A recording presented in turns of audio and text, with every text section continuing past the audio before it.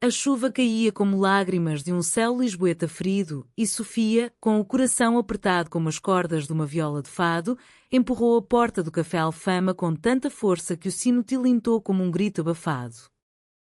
Lá estava ela, Ana, a mulher que havia prometido o mundo em sussurros noturnos, rindo com outra, uma morena de olhos afiados, mãos entrelaçadas sobre a mesa de mármore manchada de vinho do Porto. O ciúme subiu pela garganta de Sofia como o fumo acre de um cigarro esquecido, e antes que pudesse conter, as palavras saíram, afiadas como navalhas. Então é isso. Eu canto para almas vazias, e você preencha-a com qualquer sombra que passe? Ana ergueu os olhos, o verde deles turvado pela surpresa, mas Sofia já virava as costas, o som dos seus saltos e quando nas ruas empedradas como o último acorde de uma saudade irremediável. As ruas de Alfama serpenteavam como veias antigas sob a pele de Lisboa, carregadas de histórias que o fado cantava em noites sem fim. Sofia Correia, com seus 28 anos marcados pelas rugas precoces de quem vivia de canções que doíam, caminhava agora com o peito arfando, o vestido vermelho colado à pele pela chuva que não parava. Ela era filha de uma família de pescadores do Tejo, crescida entre redes salgadas e o cheiro de sardinhas grelhadas nas festas de Santo António. O fado a salvara da fábrica de conservas onde a mãe passara a vida enlatando memórias, mas também a condenara a uma solidão que se infiltrava como o nevoeiro do rio. Amava Ana desde o primeiro olhar, naquela noite no bairro alto onde as luzes dos lampiões dançavam como almas penadas. Ana, a CEO implacável da moda lusitana, uma empresa que tecia sedas com padrões de azulejos renascentistas, havia aparecido como um furacão de perfume Chanel e confiança inabalável. Você canta como se o coração fosse uma ferida aberta, dissera Ana naquela ocasião, e Sofia sentira, pela primeira vez, que sua voz não era só lamento, mas ponto para algo real. Mas o ciúme era um demónio português, daqueles que se bebem em copos de ginginha e se cantam em versos de Amália Rodrigues. Sofia parou sob o arco de uma igreja barroca, as mãos tremendo enquanto acendia um cigarro com o isqueiro de prata que Ana lhe dera, um presente de Fátima, com a Virgem gravada em relevo, ironia cruel para uma mulher que duvidava de milagres. Porque Ana ria assim com aquela estranha? Uma colega de negócios, talvez, ou pior, uma amante passageira nas noites em que Sofia se perdia em ensaios até o amanhecer. As lágrimas misturavam-se à chuva e Sofia murmurou para si mesma: eu sou só fadista, a que chora por encomenda. Ela é o sol de Cascais, eu a sombra de Alfama. O telefone vibrou no bolso, a tela iluminando o rosto exausto, uma mensagem de Ana. Onde estás? Vem cá, foi um mal-entendido. Sofia apagou o cigarro no chão molhado, pisando com raiva. Não hoje. Hoje ela cantaria para o vazio, para as paredes que guardavam segredos de gerações. Enquanto isso, no café, Ana Salazar sentia o peso do olhar dos habituês, velhos que bebiam bagaço e contavam anedotas de Salazar, o ditador que ainda assombrava as conversas sussurradas. Aos 35 anos, Ana havia escalado o império da moda de uma costureira anónima em Coimbra para a rainha das passarelas da Avenida da Liberdade. Seu apartamento encheado, com vistas para o Castelo de São Jorge, era um museu de arte contemporânea portuguesa, pinturas de Paula Rego nas paredes, tapetes de arraiolos no chão. Mas por baixo da armadura de ternos sob medida e decisões milionárias, batia um coração que ansiava pela simplicidade de um abraço sem contratos. Sofia desarmara assim, com uma voz que ecoava as marés do Atlântico em sua alma. Elas se conheceram há 6 meses, numa gala de beneficência para restaurar os azulejos danificados pelo incêndio de 2017. Sofia cantara a estranha forma de vida e Ana, pela primeira vez em anos, chorara em público. Depois, nas noites seguintes, passeios pelo Rocio, jantares em tascas onde se comia bacalhau à brás e se falava de Eça de Queiroz como se ele fosse um amigo traidor. Ana amava a forma como Sofia ria das piadas sobre o clima imprevisível de Portugal. Chove porque o céu sente saudades do mar, dizia ela. Mas o ciúme de Sofia assustava, como um fado que se arrasta sem fim. Ana pagou a conta apressadamente, ignorando as desculpas gaguejadas da colega, uma designer francesa que só queria discutir padrões de rendas alentejanas. Saiu para a rua, o guarda-chuva esquecido na mesa, deixando que a chuva a castigasse como penitência. Correu pelas escadinhas de Alfama, o coração martelando como o sino da Sé de Lisboa ao meio-dia. Encontrou Sofia encostada à parede de uma casa caiada, o cigarro apagado ainda entre os dedos. Sofia, para com isso. Ela era ninguém. Estávamos a falar de tecidos, de nada mais. Sofia ergueu o queixo, os olhos castanhos flamejando como brasas. Sempre de nada mais. E se um dia for de tudo? Tu vives num mundo de luzes e flashes, eu num de sombras e acordes. Como posso competir com isso? Ana estendeu a mão, tocando o rosto molhado. Não competes. Tu és a minha melodia, Sofia. Sem ti, sou só ruído. Elas ficaram ali, sob a chuva, os corpos próximos mas não tocando, o ar carregado de promessas não ditas. Era o início de uma tempestade maior, uma que testaria as raízes profundas de um amor nascido nas margens do Tejo. Os dias seguintes foram um bailado delicado de silêncios e toques furtivos. Sofia ensaiava no seu pequeno quarto em Moraria, um bairro de mouros e judeus antigos onde as paredes sussurravam histórias de Inquisição. A viola de fado jazia no canto, as cordas afinadas para a próxima noite no Senhor Vinho, o clube onde Amália outrora se revelara. Ana enviava flores, ramos de papoilas vermelhas do Alentejo, com bilhetes escritos à mão, para que o teu vermelho nunca esmoreça.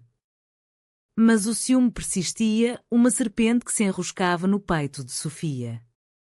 Uma noite, ao folhear o Instagram de Ana, erro fatal, como confessaria depois, viu fotos de uma viagem a Porto, Ana com uma equipa de modelos, risos partilhados sob as pontes do Douro. Quem é aquela loira ao teu lado? Perguntou Sofia num telefonema às 2 da manhã, a voz embargada. Ana, exausta de uma reunião com investidores espanhóis, suspirou. Uma estagiária, Sofia. Para de te martirizar. Vem para Porto amanhã. Eu pago o comboio. Sofia hesitou, o orgulho português, esse orgulho teimoso de camponeses e navegadores, travando-a. Mas o amor venceu, como sempre vence nas baladas. O comboio Alfa pendular cortava o país como uma faca afiada, de Lisboa a Porto em 2 horas de paisagens que mudavam como humores, planícies do Ribatejo, vinhas do Dão, o Douro serpenteando como um amante ciumento. Sofia chegou à estação de Campanhã com o coração leve, vestida num casaco de lã tricotado pela avó, cheirando a lavanda do Gerês. Ana esperava-a na plataforma, num carro alugado preto como a noite, os olhos brilhando sob o chapéu de feltro. Minha fadista errante, murmurou, beijando-a devagar, ali mesmo, sem pudor para os olhares curiosos. Porto as recebeu com o seu abraço úmido, as ruas de Ribeira refletindo as luzes dos barcos rabelos que ainda carregavam vinho. Jantaram no Adega São Nicolau, um buraco escondido onde se comia tripas à moda do Porto e se bebia vinho verde fresco. Conta-me da tua infância, pediu Ana, os dedos traçando padrões invisíveis na mão de Sofia. E Sofia contou, das festas de São João com martelos de plástico e sardinha assada, das procissões de Corpus Christi onde as ruas se enfeitavam de flores, do pai que morrera no mar, deixando-a com uma saudade que o fado transformara em arte.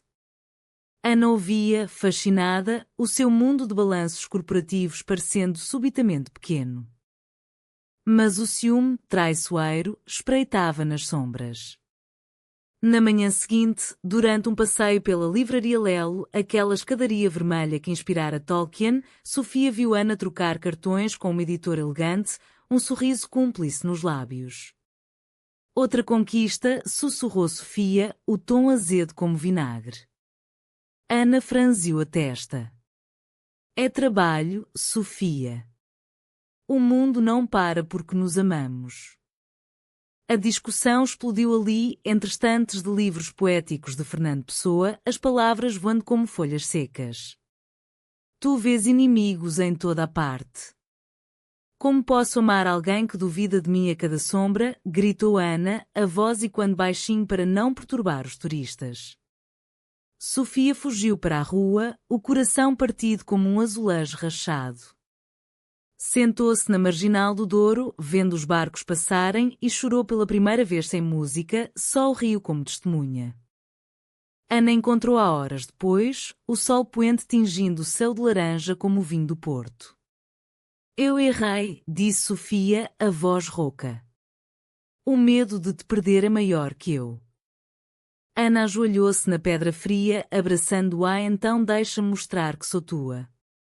Para sempre. Elas voltaram para o hotel, uma suíte no Infante Sagres com vistas para a Torre dos Clérigos, e ali, sob o dossel de linho egípcio, falaram até o amanhecer, não de ciúmes, mas de sonhos.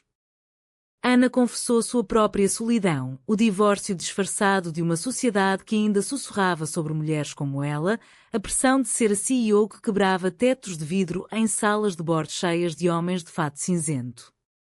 Sofia partilhou o terror de envelhecer sozinha, cantando para plateias que aplaudiam mas não tocavam. Naquela noite, o ciúme recuou um pouco, como a maré baixa, revelando conchas de esperança. De volta a Lisboa, a rotina tentou engoli-las.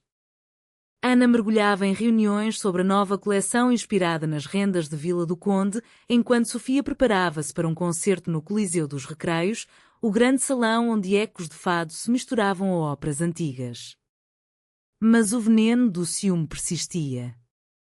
Uma revista de moda publicou uma entrevista com Ana, a solteira mais cobiçada de Lisboa, com fotos dela num vestido de gala, rodeada de admiradores anónimos.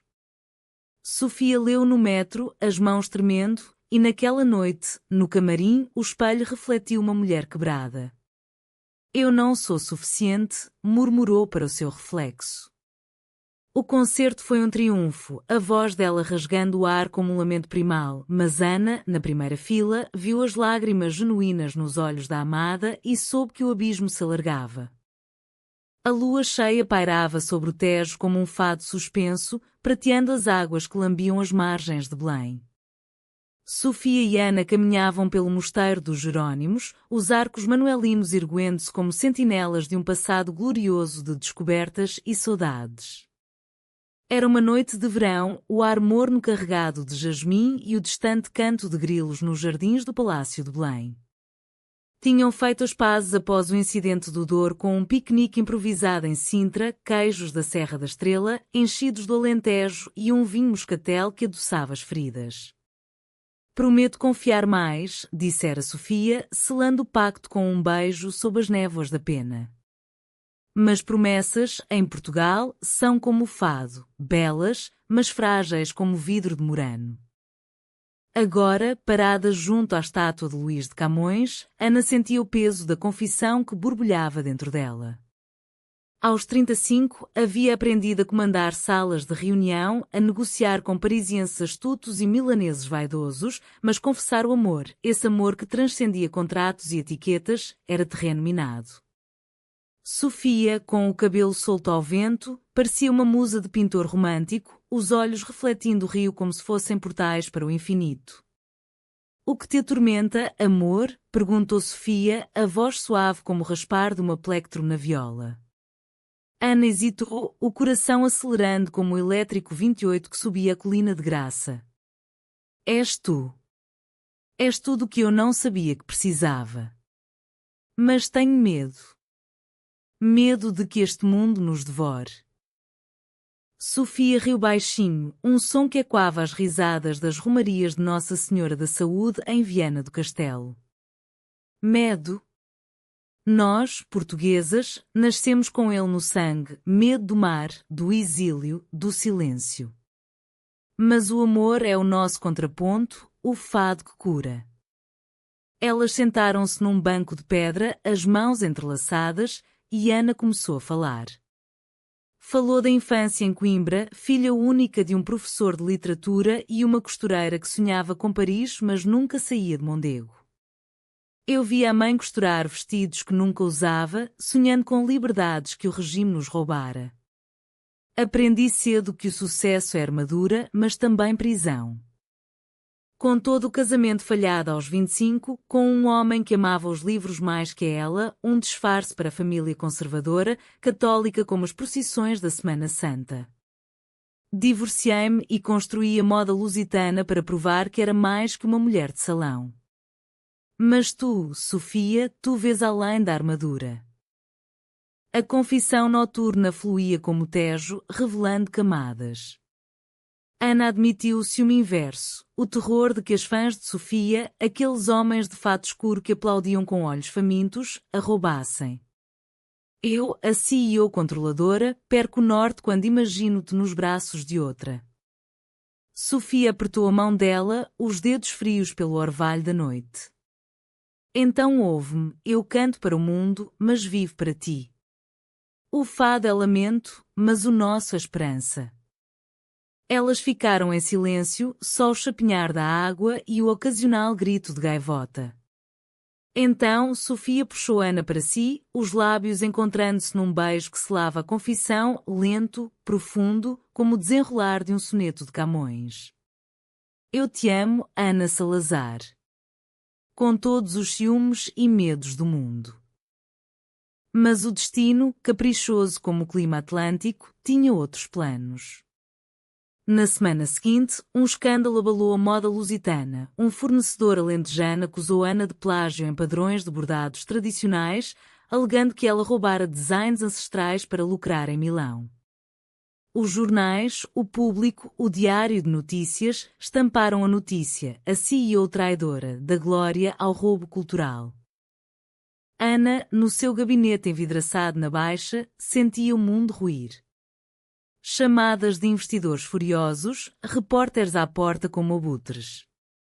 É mentira, gritou ela ao telefone para o advogado, um homem idoso de Leiria que fumava charutos cubanos.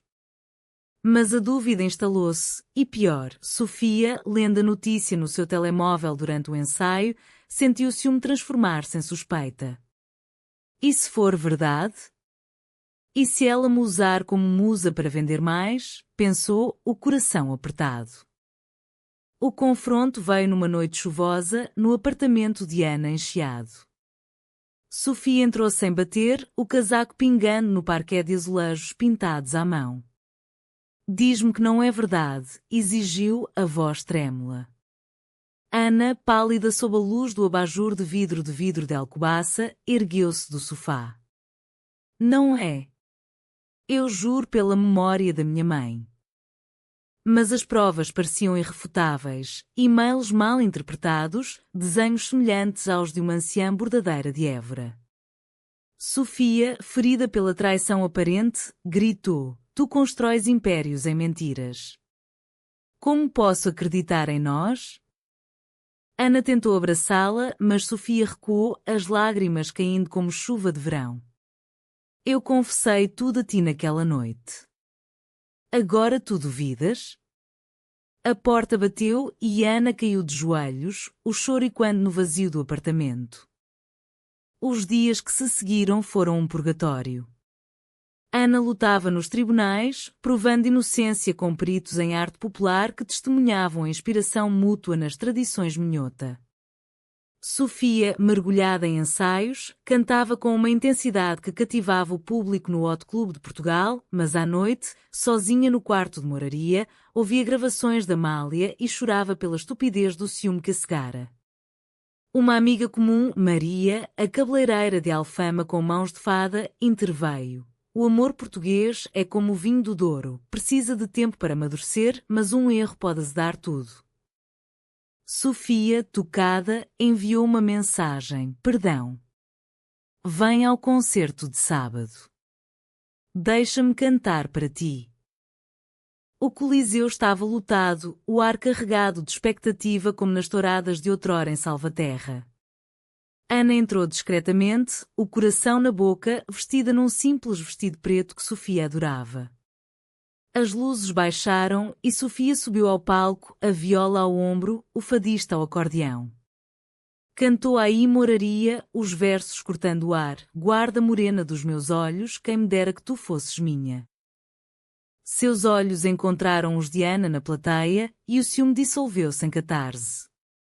No final, dedicou a última canção, uma composição original, Confissão ao Tejo, à mulher que me ensinou a confiar. Ana chorou, e quando o aplauso ribombou, correu para os bastidores. Eu provei tudo, sussurrou Ana, mostrando o verdito no telemóvel. Inocente. Sofia abraçou-a, o cheiro de suor e perfume misturando-se. Eu sei. Eu sempre soube, no fundo. Mas a calmaria era ilusória. O verdadeiro conflito espreitava, a família de Sofia, aqueles tios devotos de Alcácer do Sal que liam Correio da Manhã e murmuravam sobre pecados modernos. Um deles, o tio Joaquim, pescador reformado, descobrira o relacionamento através de uma foto indiscreta no Facebook.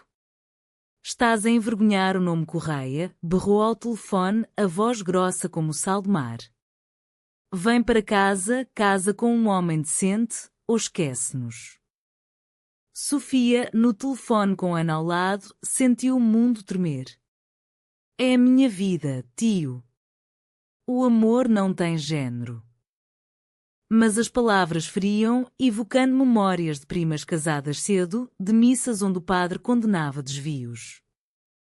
Ana, vendo a dor, propôs, vamos ao Alentejo. Confronta-os comigo.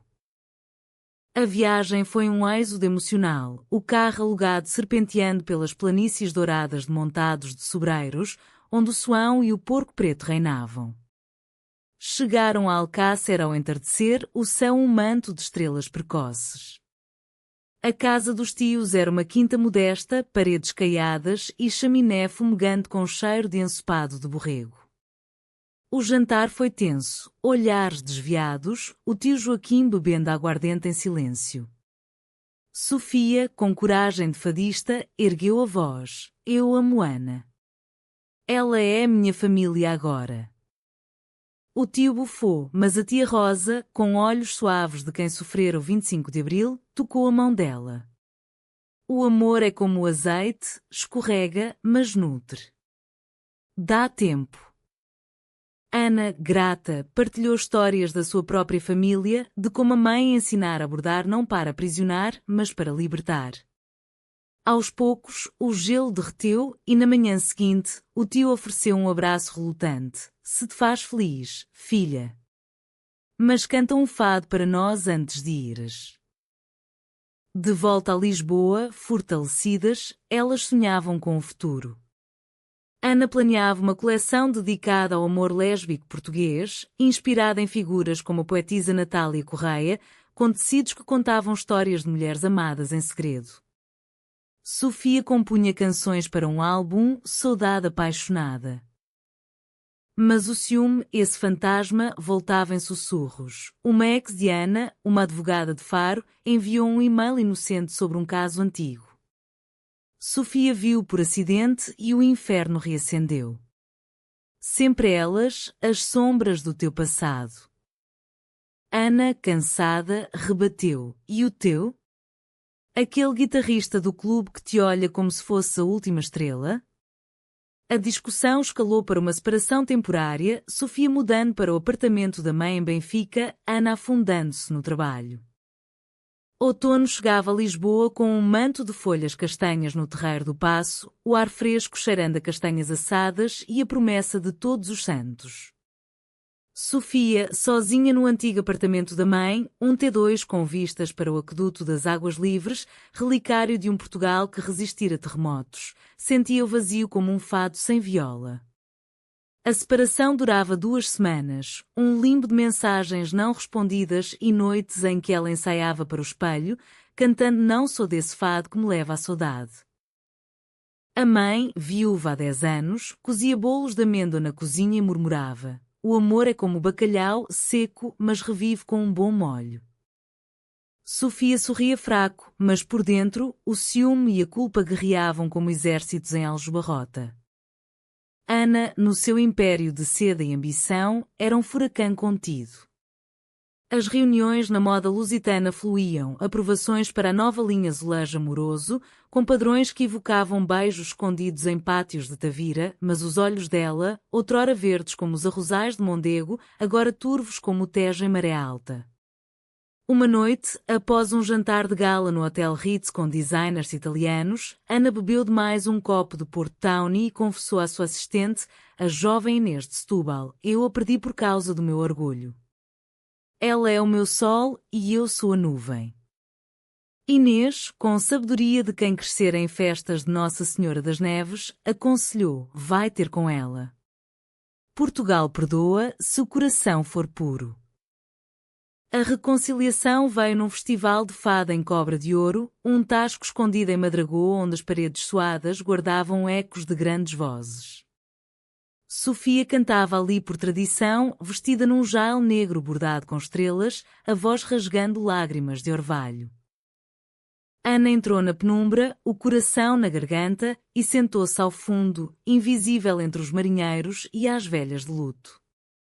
Quando Sofia terminou, o dono ofereceu-lhe um copo de ginginha caseira e foi então que os olhos se cruzaram, um momento suspenso, como silêncio antes do acordeão. Sofia desceu do palco, ignorando os aplausos, e parou diante de Ana. "O que fazes aqui?" Ana ergueu-se, a voz baixa: "Ouço-te." "Sempre." Elas saíram para a rua estreita, o nevoeiro do Atlântico enrolando-se nos tornozelos. "Eu errei, Sofia.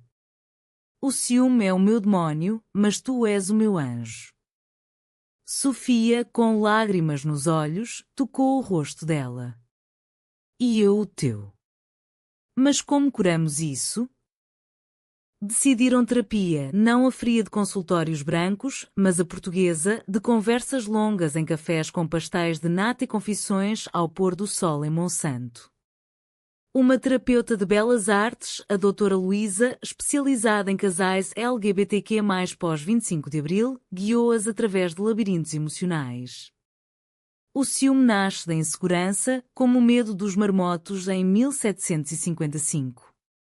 Enfrentem-no com histórias partilhadas. Elas contaram, Sofia, do namorado da juventude que a trocara por uma vida normal em França, Ana, da sociedade que a rotulava como solteirona ambiciosa.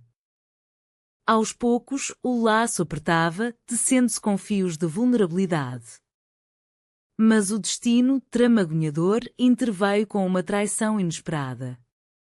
Durante uma viagem de Ana a Madrid para a Semana de Moda, uma ex-colega, a Viperina Carla de Barcelona, espalhou rumores. Ana Salazar rouba não só designs, mas corações, via a flertar com uma modelo na afterparty. A notícia chegou a Sofia via WhatsApp de uma amiga anónima, com fotos borradas de Ana rindo com uma ruiva. O ciúme explodiu como um fogo de artifício em São Pedro de Alcântara. Sofia, num acesso de fúria, ligou para Ana no meio da noite espanhola. "Traíste-me." "Com ela, não?"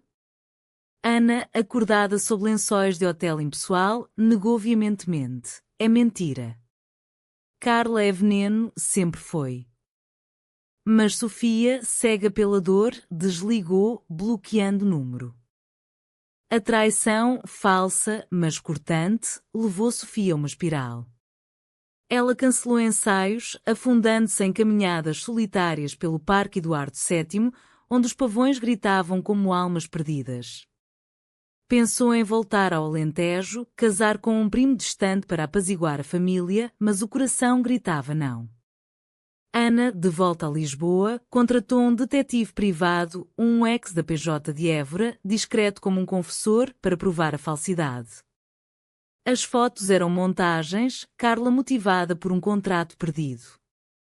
Mas provar não curava a ferida.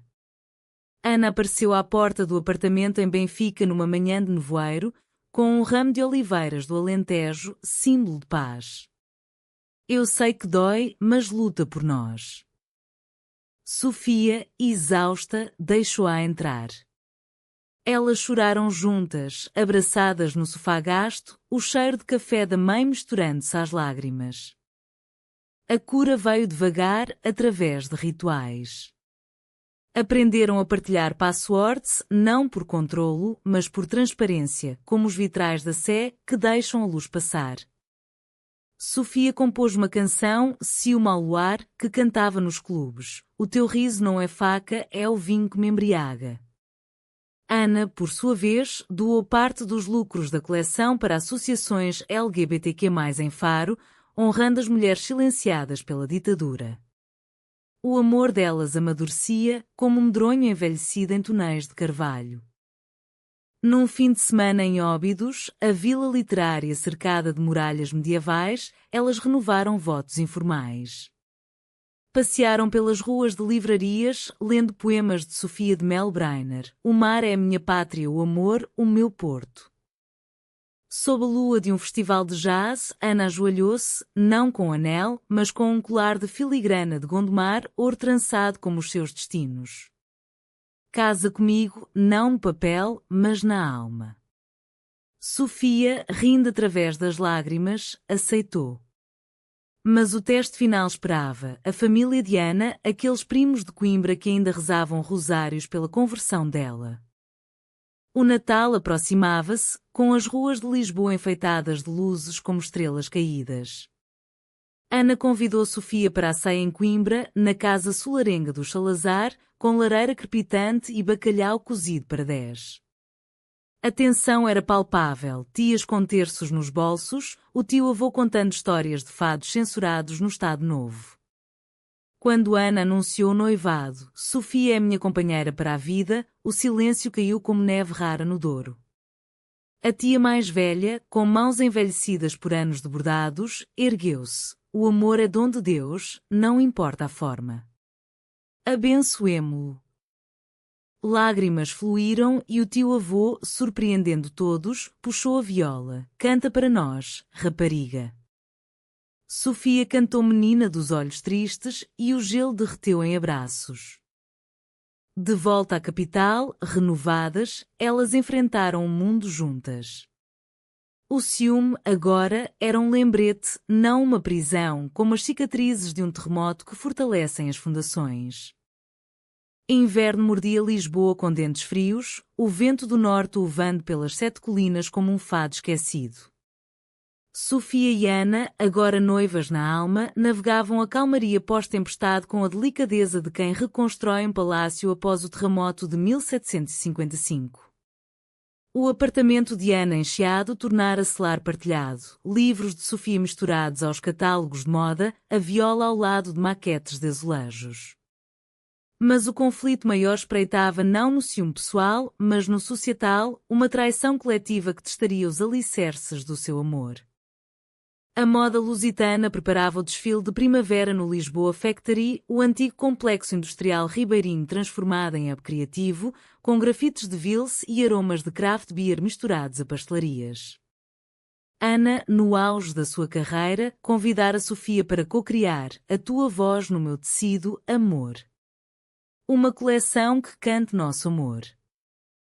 Sofia, honrada, contribuiu com letras bordadas em sedas, versos de saudade lésbica inspirados em cartas de amigas da Amália, censuradas na ditadura.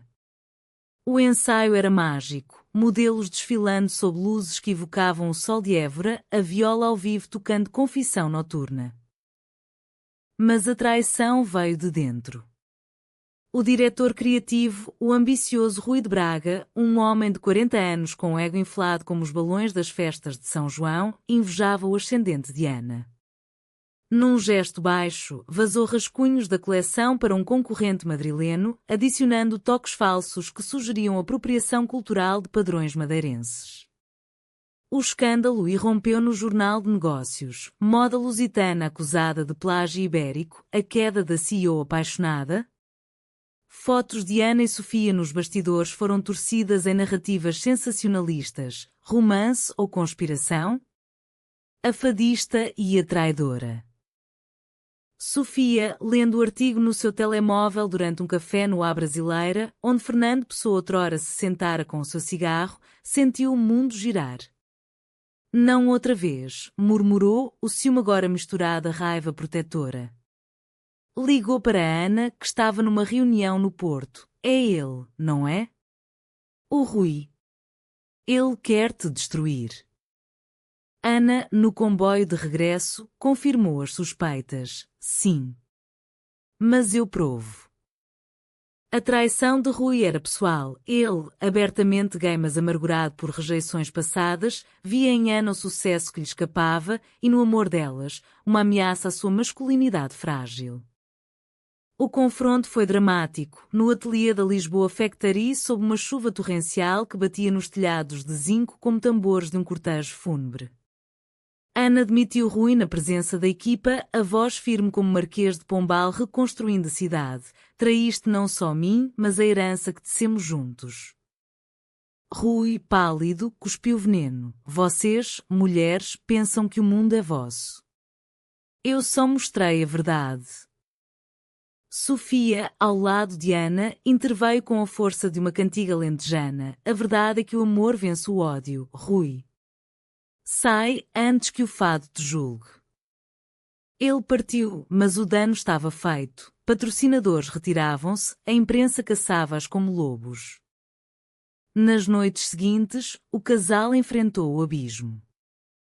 Ana, no gabinete improvisado em casa, fumava cigarros proibidos, relíquia da mãe, enquanto Sofia cantava baixinho para acalmá-la. Não chores, que o Tejo lava as mágoas. O apoio veio de inesperados. A doutora Luísa ofereceu sessões gratuitas e Maria, a cabeleireira, mobilizou a rede de Alfama para boicotes ao concorrente. Até o tio Joaquim, de Alcácer, enviou um cabaz de enchidos. Força, raparigas. Portugal resiste. O desfile aconteceu apesar de tudo, uma noite de 15 de fevereiro no Lisboa Factory lotado de aliados.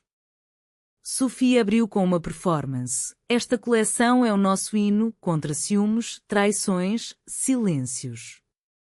A voz dela, acompanhada por viola e acordeão, tecia-se aos tecidos que desfilavam, vestidos com bordados de Eu Te Amo em caligrafia de Camões, saias fluídas como dor em primavera. Ana, no final, subiu ao palco, abraçando Sofia perante flashes. Isto é por nós, pelas mulheres que amam sem medo. O aplauso foi ensurdecedor e o escândalo virou triunfo. Rui processado por difamação, a coleção esgotada em horas. Mas a traição deixara cicatrizes. Sofia, num parque de Monsanto em flor, confessou a Ana: eu tive medo de te perder para o mundo. Ana, colhendo uma margarida, respondeu: o mundo é nosso, se o partilharmos. Elas plantaram um jardim simbólico no apartamento, ervas de Portugal, coentros, louro, tomilho, regando com promessas de honestidade. Primavera desabrochava e com ela um novo conflito, a gravidez surrogada. Ana, sentindo o relógio biológico, propôs: quero uma família conosco. Uma criança para herdar o fado e a moda. Sofia hesitou, o ciúme agora por um futuro incerto, e se não formos mães suficientes? O mundo ainda julga.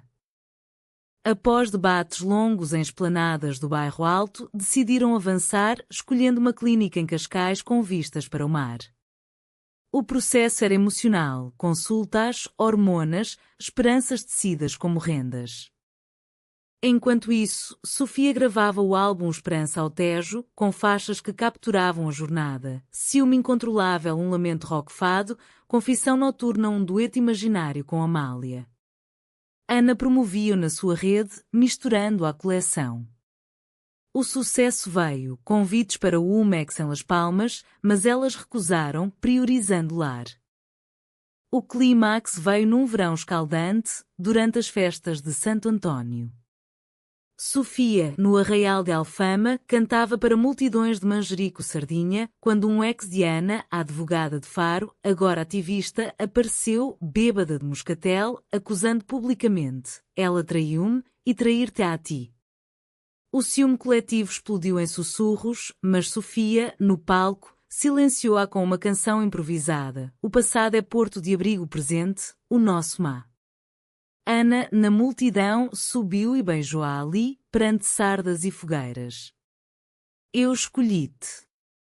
Para sempre. A multidão aplaudiu e o amor delas tornou-se lenda local, as amantes de Alfama, cantadas em tascas. Verão em Portugal era um amante ardente, o sol de agosto queimando as praias de Cascais como beijos não solicitados, enquanto o interior alentejano secava como vinho envelhecido. Sofia e Ana, fortalecidas pelo triunfo do desfile, mergulhavam na gestação com uma mistura de terror e êxtase, consultas na clínica de Cascais, onde o mar Cantábrico sussurrava encorajamentos através das janelas. A barriga da surrogada, uma jovem de Setúbal chamada Marta, crescia como uma promessa e elas visitavam-na com cabazes de figos e mel do Barroso, mãos trêmulas sobre a curva suave. Será uma menina, sonhava Ana, com a tua voz e os meus olhos. Sofia, tocando o ventre, sentia o ciúme dissipar-se em maravilha, ou um menino que dança fado. Mas o conflito reacendia em formas sutis. A imprensa, faminta por escândalos, publicou um artigo no Expresso, a CEO e a fadista, amor ou publicidade? A gravidez planejada desvenda segredos. Rumores de que a surrogata era uma amante secreta circulavam em fóruns online, reacendendo o ciúme de Sofia por um passado que não existia. E se o mundo nos roubar esta alegria, confessou ela numa noite de insônias, o Tejo Negro lá embaixo como um espelho partido. Ana, abraçando-a na varanda do Chiado, respondeu com a firmeza de uma navegadora: nós somos Vasco da Gama do nosso amor, enfrentamos tormentas. Para contrabalançar, organizaram um retiro no Gerês, as montanhas verdes onde cachoeiras cantavam hinos ancestrais. Alugaram uma casa de pedra em Pitões das Júnias, com lareira e cheiros a queijo de cabra. Ali, sem telefones, elas reconectaram, caminhadas por trilhos de lobos, piqueniques com broa de milho e leitão da bairrada. Sofia ensinou Ana a tocar viola, dedos desajeitados dedilhando grândula, Vila Morena, o hino da revolução que libertara Portugal para amores como delas. Ana, por sua vez, desenhou esboços para um berço inspirado em berços de Viana, com rendas protetoras. Esta criança herdará não só sangue, mas alma portuguesa. De regresso, o trabalho chamou. Sofia partiu para um concerto em Faro, no Teatro das Figuras, onde o algarve dourado contrastava com a melancolia do fado. Ana ficou em Lisboa, gerindo a expansão da moda lusitana para o Brasil, um mercado de saudades partilhadas. A separação, mesmo breve, reacendeu fantasmas. Sofia viu Ana numa videochamada, rindo com uma parceira brasileira, e o ciúme sussurrou: ela esquece-te no primeiro sotaque. Ligou furiosa: já outra? Ana, exausta de fusos horários, rebateu: é negócios, Sofia. Para de ver demónios. A discussão terminou em silêncio, mas Marta, a surrogata, mediou com sabedoria de mãe terra: o amor cresce com espaço, como as oliveiras. O nascimento aproximava-se, e com ele, o CAO-trau. Numa ecografia, descobriram complicações. A criança, uma menina, tinha um coração fraco, e quando as fragilidades delas. Pânico instalou-se, hospitais em Lisboa lotados, especialistas de Coimbra convocados. Sofia, no quarto de hotel em Faro após o concerto, chorou ao telefone: e se perdermos antes de ter? Ana, dirigindo de noite pela A1, jurou: lutamos juntas. Elas reuniram-se em Cascais, mãos unidas na sala de espera, rezando à Senhora da Rocha como pescadores em tormenta. O parto foi cesariana de emergência numa madrugada de setembro chuvosa. A menina, batizada Inês, em honra da mártir de Essa, nasceu com um choro fraco mas persistente, como um fado que se recusa a morrer. Nos braços de Ana I, depois de Sofia, o mundo parou. Ela é o nosso milagre, sussurrou Ana, lágrimas salgadas caindo no lençol. Sofia cantou baixinho Nana de Inês, uma berceuse alentejana, e o coração da bebé estabilizou, como se a música curasse. Mas a traição final veio da família. O tio Joaquim, influenciado por padres conservadores de Alcácer, repudiou a criança, uma bastarda moderna. Não pisa na nossa terra. A dor cortou fundo, reacendendo o ciúme de Sofia por uma aceitação que nunca tivera. Eles nos odeiam por sermos felizes, gritou ela, embalando Inês no apartamento. Ana, com a ferocidade de uma leoa, respondeu: então criamos a nossa família. Sem eles. Inês cresceu como uma flor de jasmim, os primeiros meses um bailado de noites sem dormir e risos matinais. Sofia compôs canções para ela, Pequena Saudade, enquanto Ana adaptava horários, contratando uma ama de Évora com mãos de fada. O ciúme, agora, era leve, por amas que trocavam fraldas melhor, por fãs que elogiavam Sofia mais que ela. Riam disso, transformando-o em anedotas. O álbum de Sofia explodiu, nomeado para um Globo de Ouro de Música, e Ana desenhou uma linha infantil Pequenos Fados, com tecidos suaves como abraços. Juntas, elas fundaram uma associação, Amores do Tejo, apoio a casais LGBTQ+ rurais, levando fados e workshops a vilas esquecidas como Marvão. Num outono dourado, celebraram o batizado de Inês na sede de Lisboa, não católico rígido, mas simbólico, com madrinhas como Maria e a doutora Luísa. O padre progressista abençoou: que o amor seja vosso guia, como o Espírito Santo nas velas dos caravelas. A família expandia-se, curando traições passadas. 2 anos depois, Lisboa acordava para um amanhecer de esperança, o Tejo espelhando os primeiros raios como um quadro de Vieira da Silva, fragmentado, mas belo. Inês, agora uma todeleira de cachos pretos e olhos verdes herdados, corria pelo apartamento de Chiado, perseguindo a viola de Sofia com gargalhadas que ecoavam como sinos de Alfama. Mamã Ana, canta, exigia ela, e Ana, deixando papéis de design, obedecia com uma versão infantil de Ai se eu te pudesse abraçar. Sofia, da cozinha com cheiro a bifanas e café, sorria, o nosso fado feliz. O ciúme incontrolável dos primeiros dias era agora memória distante, uma cicatriz que contavam nas entrevistas, Sofia no seu álbum duplo do Ciúme Esperança, Ana em TEDx Lisboa sobre amor corporativo. A traição de Rui levara a um julgamento público. Ele confessara, pagando indemnizações que financiaram bolsas para jovens designers que era. Carla, a ex-venenosa, redimira-se com um pedido de desculpas público no Instagram, inspirada pelo amor delas. A família crescera, o tio Joaquim, suavizado pelo tempo e netos imaginários, visitar uma vez, trazendo um berço de cortiça do Alentejo. Errei, filhas. O amor é maior que dogmas. A mãe de Sofia cosia roupas para Inês, tricotando cascóis com padrões de filigrana. Até os primos de Coimbra enviavam postais de São Martinho, com castanhas e jerupiga. O CAO ao final viera sutil, uma oferta tentadora para Ana, CEO global numa multinacional em Londres, com salário estelar. É o sonho, dissera ela a Sofia numa noite de estrelas em Belém, Inês dormindo no carrinho. Sofia sentira o ciúme ressurgir, e nós? Lisboa é a nossa raiz. Ana hesitara, o conflito interno rasgando-a como o terremoto rasgar a baixa. O sucesso sem voz é vazio. Após noites de confissões, lembra-te da nossa sob Tejo, eu escolho-te, recusou a oferta, optando por expandir a moda lusitana para a África, honrando laços coloniais com parcerias éticas em Angola.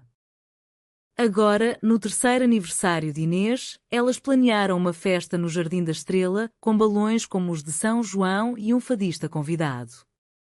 Sofia cantaria Esperança com CEO apaixonada, uma canção nova, no rio que nos une os ciúmes viram pontos, confissões, estrelas e o amor, eterno fado.